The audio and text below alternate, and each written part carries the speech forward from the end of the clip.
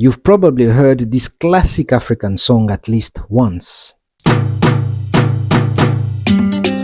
It's Premier Gaou by Magic System, a group from Côte d'Ivoire. Listen, their storytelling style comes from a local genre of music called Zouglou. And if you speak French, then you already understand why Premier Gaou is such a beautiful story.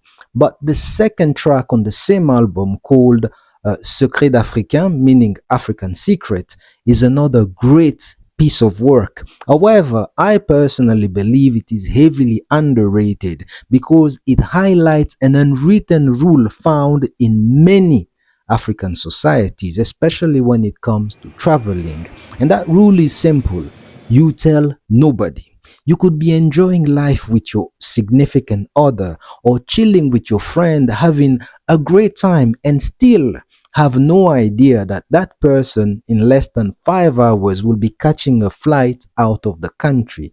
And you won't even find out about it until weeks later when they finally decide to tell you, or you find out through social media. Anyways, it tells the story of a man called Fred, and Fred was getting ready to travel to Paris in matters of days. But Fred broke the rule by revealing his plan to his friend Zouglou that he'll be traveling to Paris. However, he begged the man not to tell anyone.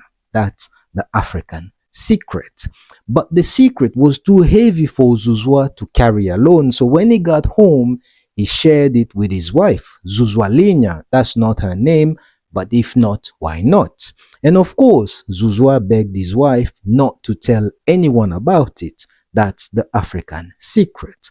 Now, on her way to the market, Zouglou bumped into one of her friends, and without any threat to her life whatsoever, she went ahead and shared Fred's secret. But of course, Zouglou begged her friend not to tell anyone. That's the African secret. Later that day, the friend got home. She immediately broke the news to all her neighbors while standing right in the middle of the shared housing compound, like it is usually in West Africa, while begging them not to tell anyone. And just like that, the news spread like bushfire. Now, on the day of his departure, Fred was expecting to only see Zouglou at the airport. But to his surprise, the whole neighborhood showed up to wait for him. You see, here's the thing.